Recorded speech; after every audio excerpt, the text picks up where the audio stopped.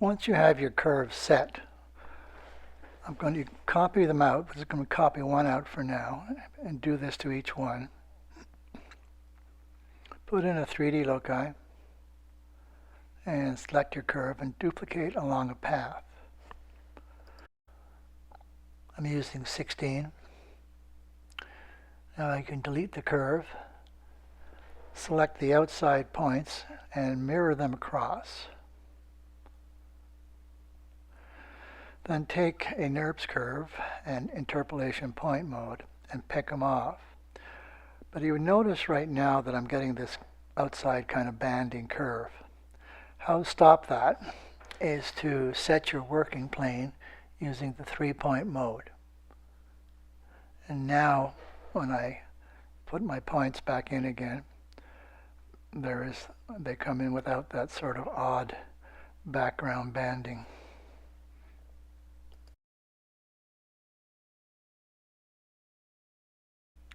Once you've done this to all your curves, you can begin the process of lofting. So you're going to make 3 lofts. You'll take the first set of curves and loft. Now notice some of them are not set to 0. You've got to go through this process and set all your curves to 0 so that when they loft clean and evenly. You repeat this process for the middle section, and then finally copying each piece out and then coming back in, and then finally do the back section.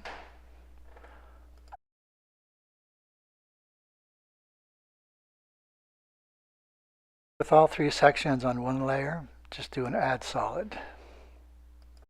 You can do a little editing now by selecting these 2 curves here and using the fillet tool, and you can adjust the fillet in the object info palette.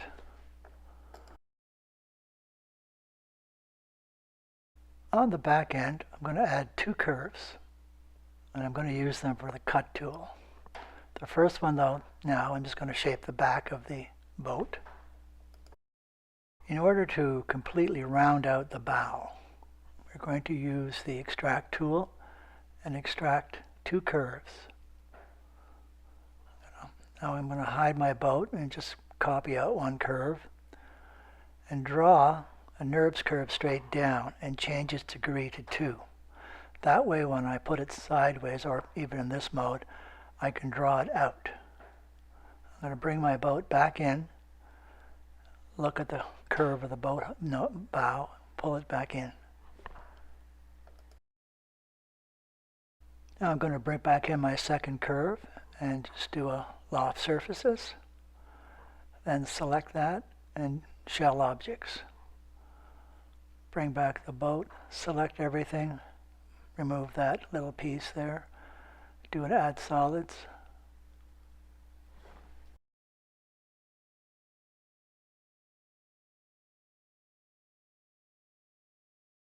I'm going to bring back one of my cut lines and cut through the model at this point. Go to a 3D view, and I can fill at that end now. I'm going to delete that line, cut that back piece out. Now I'm going to bring in some pre-made geometry just to shape the boat. I have 2 objects here. I'm going to add them together. You don't need to touch for add solids. And I'll select the boat and do a subtract solid, which will begin to produce the inside of the boat. Now I'm going to put some guidelines in here, or construction lines, and use the extract isoparm to pull a curve out of the side of the boat. I'm going to ungroup this, and I don't need this cross section here. I'm going to use the guidelines to cut my curve to the length I want and delete the extraneous curves. Now I'm going to duplicate or mirror this across and use my loft surface tool, loft them together. Now that I have a surface, I can use the shell tool, shell it to a thickness. Grab the fillet tool and round out those edges. I'm going to bring my boat back, and I'm just going to nudge that up so it breaks the surface of the boat. Then do a subtract solid. And going back to my extract tool, I'm going to extract a surface and copy to another layer. Then I'm going to shell it, change the direction, select a surface, and fillet it. I'm going to paste that back in, creates the pad. Now I'm going to select my shell tool and shell the entire object. Bring in the back piece, the stern, and the model. Add solids.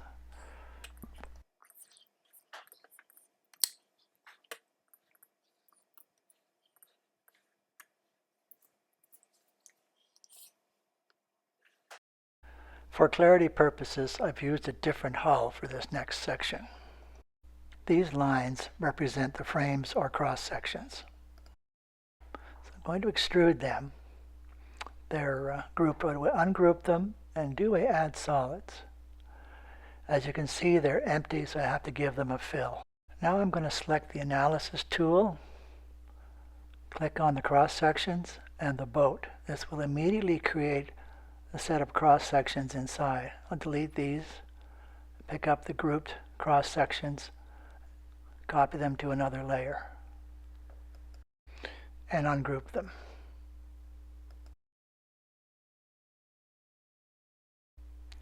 So I'm going to copy one of these out to a new layer so I can explain a few things. The inside line represents the inside of the hull, so we're going to get rid of the outside. Because this is a planar NURBS curve, we can use the offset tool to create an inside. Then they're both NURBS curves, so we can loft them together. And select the shell tool, shell one side. To keep them centered, duplicate and shell the inside, and then add solids. You can continue to work on them using other tools. Alternatively, you can just duplicate this curve and then mirror it across and do a loft. I'll give you another cross section that you can shell. You could also create 4 sections, as I'm showing here, and then loft them together. This time you select closed. This, though, will produce a hollow cross-section if you shell that inside.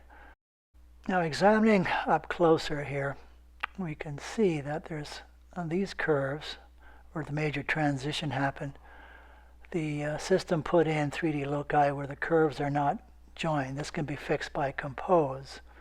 But in this one, the curve did not meet or close, likely because I didn't use enough points or 3D loci when I created my cross sections. So I'm going to copy this one out and paste it to a new layer. I'm going to remove the outside curve and any 3D loci that are in the picture, and then move to a frontal view. So I'm going to select the top curve and move to extend NURBS. There's 2 options here because you have 2 ends of the curve. We want the one on the left. So when I blow up on this and go back to here, I have the option to extend it. So if I put in, say, 0.3, it takes it a bit, 0.6 a little more. I'm going to go to 0.7 because then I can just grab it and connect it and then do a compose, and I have a full curve.